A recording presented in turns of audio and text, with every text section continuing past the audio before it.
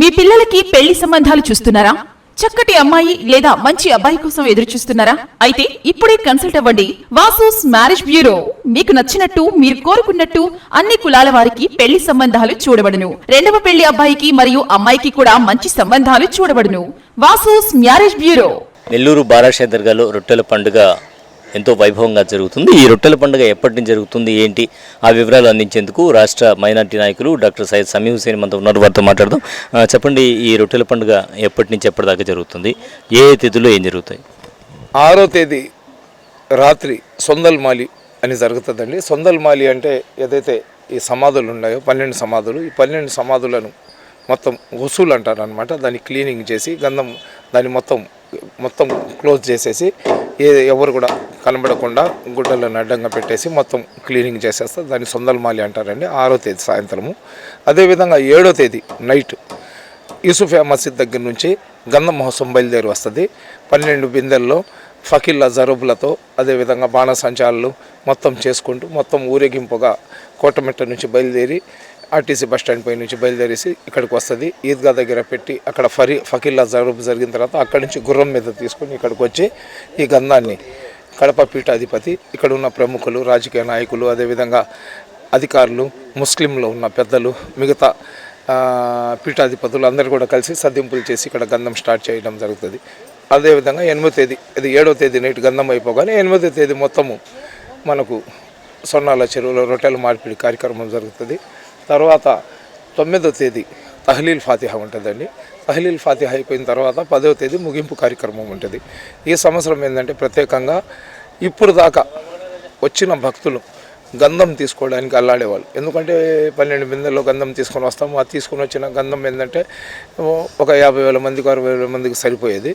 ఈసారి ఏంటంటే శ్రీధర్ రెడ్డి, గిరిధర్ రెడ్డి గారు, అదేవిధంగా మన రాష్ట్ర వక్ఫ్ బోర్డ్ చైర్మన్ అబ్దుల్ అజీజ్ గారు, నారాయణ గారు, వీళ్ళందరూ ఏం చెప్తున్నారంటే మ్యాక్సిమం అంటే 1,00,000-2 లక్షల మందికైనా కానీ మనం గంధం ఎందుకంటే పవిత్రమైన వస్తువు అది ఏదో మనం స్వీట్ లాగా తయారు చేసి ఇవ్వడానికి లేదు.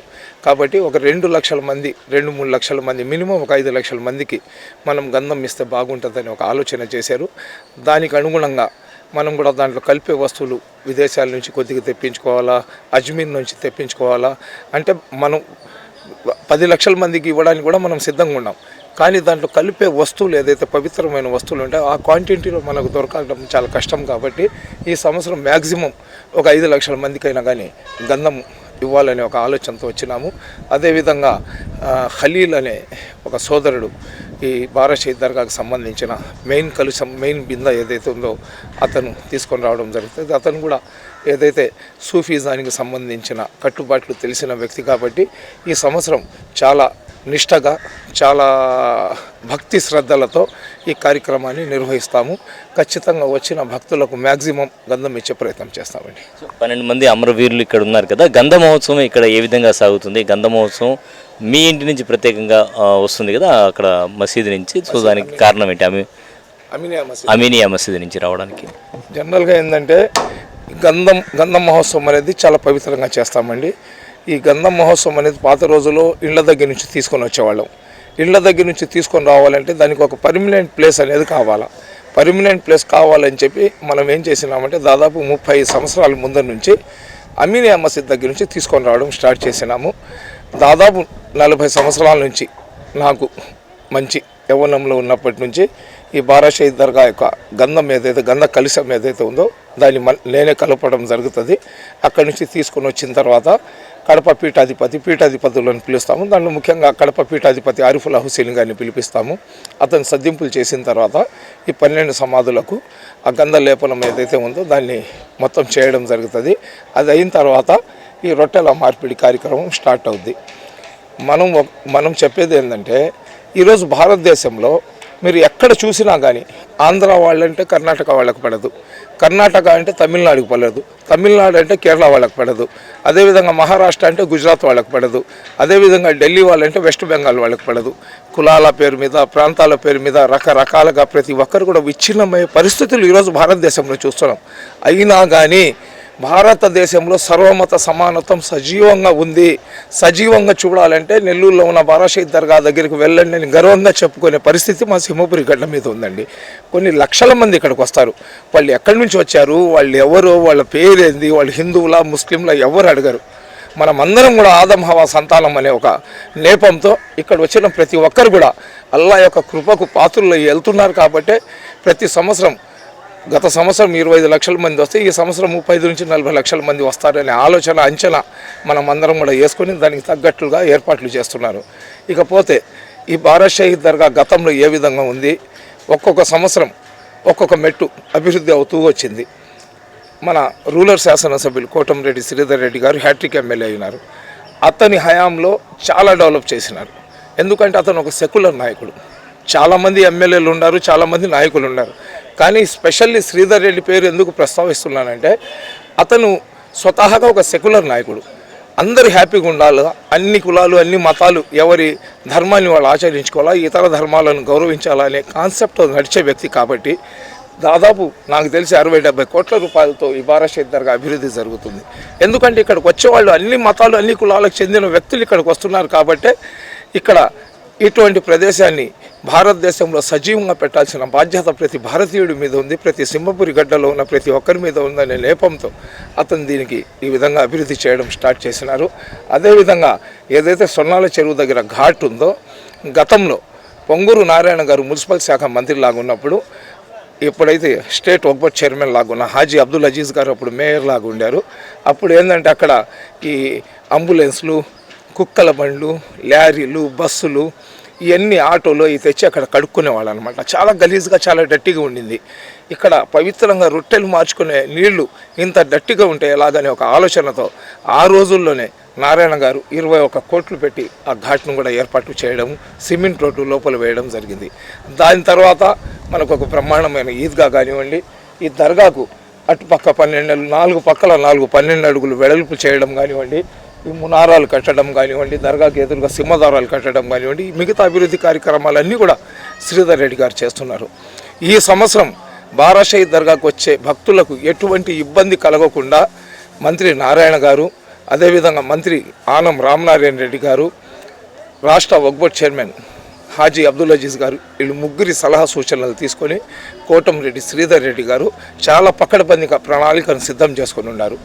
ఒక నెల నుంచి శ్రీధర్ రెడ్డి గారి తమ్ముడు కోటంరెడ్డి గిరిధర్ రెడ్డి గారు ఇక్కడే నిద్రాహారాలు వదిలేసి ఇక్కడికి వచ్చే భక్తులకు ఎటువంటి ఆటంకాలు, ఇబ్బందులు జరగకూడదనే ఒక నేపంతో బ్రహ్మాండంగా వచ్చే వాళ్ళ కోసం అన్ని ఏర్పాట్లు చూస్తున్నారు. ఎక్కువగా మహిళలు వస్తారు. మహిళలు వచ్చినారంటే మహిళలకు టాయిలెట్స్ కానివ్వండి, బాత్రూమ్స్ కానివ్వండి, స్నానాలు చేసిన తర్వాత డ్రెస్సులు చేంజ్ చేసుకోవడానికి కావాల్సిన ఏదైతే ఆ డ్రెస్సింగ్ రూమ్స్ కానివ్వండి, వాటన్నిటికి కూడా ఏర్పాటు చేస్తున్నారు. ఎండలు అధికంగా ఉన్నాయి కాబట్టి వచ్చే వాళ్ళ కోసం షెల్టర్స్ ఏర్పాటు చేస్తున్నారు. మున్సిపల్ కార్పొరేషన్ తరఫున పారిశుద్ధ్య కార్యక్రమాలు కానివ్వండి, మంచినీటి వసతి, మినరల్ వాటర్, ఫ్రీగా మినరల్ వాటర్ ఇస్తున్నారు. ఇవన్నీ కూడా ఎందుకంటే ఇది రాష్ట్ర పండగ. దాదాపు 2016లో రాష్ట్ర పండగలాగా డిక్లేర్ చేసినారు. చేసినప్పటి నుంచి ఏంటంటే దీనికి కావాల్సిన ప్రతిదీ కూడా బ్రహ్మాండంగా చేయడం జరుగుతుంది. పోలీసు వాళ్ళు దాదాపు 2000 మంది, జిల్లా ఎస్పీ గారు చాలా చొరవ తీసుకొని ఇక్కడికి వచ్చే ఏ భక్తుడు కూడా చిన్న ఇబ్బంది కలగకూడదని ఎస్పీ గారు వాళ్ళ అధికారులతో కూర్చొని సమీక్షించి ఇక్కడ చిన్న పిన్ను కూడా, గుండు సూది కూడా ఎవరు దొంగతనం చేయకూడదు, వచ్చిన ప్రతి ఒక్కరు కూడా అక్కడికి నెల్లూరుకు వెళ్ళి మేము నష్టపోయామనే మాట రాకుండా జాగ్రత్త పడుతూ ఎస్పీ గారు కూడా పోలీసులతో పర్యవేక్షణ చేయడం కానివ్వండి, కార్పొరేషన్ వాళ్ళు క్లీనింగ్ కానీ, మంచినీళ్ళు కానీ అన్ని వసతులు ఏర్పాటు చేయడం కానివ్వండి, రెవెన్యూ వాళ్ళు సమన్వయపరుచుకొని మొత్తం కార్యక్రమాలు జరుగుతున్నాయి.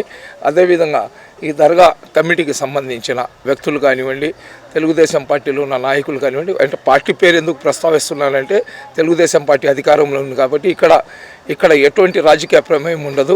ప్రతి ఒక్కరు కూడా స్వచ్ఛందంగా వచ్చి, ఇది సింహపురి ప్రజల పండగ. ఇది సింహపురిలో అన్ని కులాలకు చెందిన వ్యక్తులు ఎంతమంది ఈ సింహపురి గడ్డ మీద ఉన్నారో, ఈ రొట్టెల పండగ జరిగే 5 రోజుల్లో ప్రతి ఒక్కరి ఇంట్లో 2 బంధువులు గ్యారెంటీగా ఉంటారు. మీరు ప్రాక్టికల్గా మీకు కూడా మీ బంధువులు ఎవరో ఒకరు రొట్టెల పండుగకు వస్తున్నామని అంటారు. ఎందుకంటే మనం బక్రీద్, రంజాన్ ముస్లింలు చేసుకుంటారు, క్రిస్మస్ క్రైస్తవులు చేసుకుంటారు, అదేవిధంగా దసరా, హోలీ, పొంగలి, దీపావళి ఇవన్నీ కూడా హిందూ సోదరులు చేసుకుంటారు. కానీ ఈ రొట్టెల పండుగ అనేది అందరూ కలిసి చేసుకుంటారు కాబట్టి ఈ రొట్టెల పండుగ జరిగే 1 వీక్ 10 డేస్ ప్రతి ఒక్కరు నెల్లూరులో ఉన్న ప్రతి ఒక్కరు ఇంట్లో కూడా బంధువులు ఉంటారు. కాబట్టి ఈ జిల్లాకు గర్వకారణమైన ఈ బారాషాయి దర్గా కార్యక్రమాన్ని విజయవంతం చేయాలా, అదేవిధంగా వచ్చిన అందరికీ ఎవరి వంతు వాళ్ళు సహకారం చేయాలనే మైండ్ సెట్తో సింహపురి ప్రజలు ఉంటారు. కాబట్టి ఈ సంవత్సరం వచ్చే భక్తులకు ఎటువంటి ఇబ్బంది ఆటంకం లేకుండా, ఎటువంటి వాళ్లకు మనం తప్పు చేశాము అక్కడికి పోయి మనం ఇబ్బంది పడమనే భావన రాకుండా సింహపురి ప్రజలందరూ కూడా ఆతిథ్యం ఇవ్వడానికి సిద్ధంగా ఉన్నారు. ప్రభుత్వ పరంగా రాష్ట్ర ప్రభుత్వంలో ఉన్న ముఖ్యమంత్రి చంద్రబాబు నాయుడు గారు కూడా రొట్టెల పండుగకు ఎంత ఖర్చైనా పర్వాలేదు కానీ వచ్చిన భక్తులకు ఎవరికి ఇబ్బంది కాకూడదని ఒక నేపంతో బ్రహ్మాండంగా ఇక్కడ అరేంజ్మెంట్స్ జరుగుతున్నాయి. కాబట్టి ఈ సంవత్సరం చాలా బ్రహ్మాండంగా జరుగుతుంది. ఇంకోటి ఏంటంటే అకాడమిక్ ఇయర్ స్టార్ట్ అవుతుంది. మీరు ఇందాక చెప్పారు కదా రొట్టెలు ఏ విధంగా మార్చుకుంటారని. ఇప్పుడు నాకు కోరిక ఉంటుంది, విద్యా కోరిక లేదా ఉద్యోగం లేదా పెళ్ళి లేదా సంతానం లేదా ఆయుష్, రాజకీయం, ఇలాగ రకరకాల మీ కోరికలు ఏముంటాయి ఆ కోరికలకు సంబంధించిన రొట్టెలు ఉంటాయి. నేను రొట్టె పట్టుకున్నాను ఈ సంవత్సరం. నా కోరిక తీరిన తర్వాత నేను ఆ రొట్టెను వదులుతాను. మీకు ఆ కోరిక ఉంటుంది, మీ బిడ్డ విదేశాలకు వెళ్ళాలా, ఆ రొట్టె మీరు పట్టుకుంటారు. సంవత్సరం తిరగక ముందు ఈ మాట రాసి పెట్టుకుని మీరు సంవత్సరం తిరగక ముందు ఏ కోరిక అయితే మీరు కోరుకుంటారో ఆ కోరికను అల్లాహ్ సుబ్హానహు తఆలా తీరుస్తున్నాడు. కాబట్టి ఇక్కడ లక్షల సంఖ్యలో జనాలు వస్తున్నారండి. సో మొత్తానికి తీసుకుంటే కుల మతాలకు అతీతంగా ఎంతో వైభవంగా జరిగేటువంటి ఈ రొట్టెల పండుగను ఈ సంవత్సరం కూడా అంతకంటే మెరుగ్గా వైభవంగా నిర్వహించేందుకు ఇటు అధికార యంత్రాంగం కావచ్చు, ఇక్కడ దర్గా కమిటీ కావచ్చు, అందరూ కూడా సిద్ధంగా ఉన్నారు. 2016 నుంచి మరింత వైభవంగా సాగుతోంది.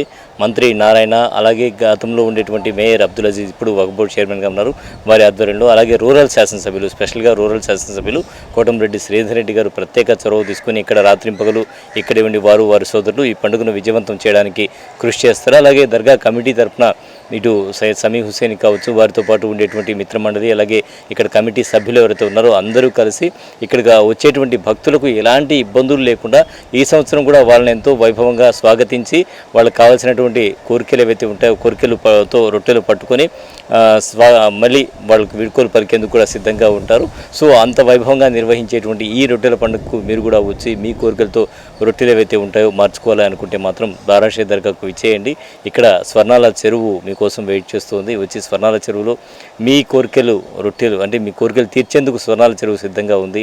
కోరికలు ఏవైతే ఉన్నాయో ఆ కోరికలతో మీరు నెల్లూరుకు సింహపురి గడ్డపై అడుగు పెట్టండి. ఇక్కడి నుంచి ఈ ఆతిథ్యాన్ని సింహపురి వాసుల ఆతిథ్యాన్ని స్వీకరించి హ్యాపీగా ఇంటికి వెళ్ళండి. కెమెరామెన్ మహేష్తో హుసేన్, సాస్ టీవీ, నెల్లూరు. మీ పిల్లలకి పెళ్లి సంబంధాలు చూస్తున్నారా? చక్కటి అమ్మాయి లేదా మంచి అబ్బాయి కోసం ఎదురు చూస్తున్నారా? అయితే ఇప్పుడే కన్సల్ట్ అవ్వండి. వాసూస్ మ్యారేజ్ బ్యూరో మీకు నచ్చినట్టు మీరు కోరుకున్నట్టు అన్ని కులాల వారికి పెళ్లి సంబంధాలు చూడబడును. రెండవ పెళ్లి అబ్బాయికి మరియు అమ్మాయికి కూడా మంచి సంబంధాలు చూడబడును. Vasu's marriage bureau, town hall ఎదురుగా, దండువారి వీధి, నెల్లూరు. సెల్ 9392797088.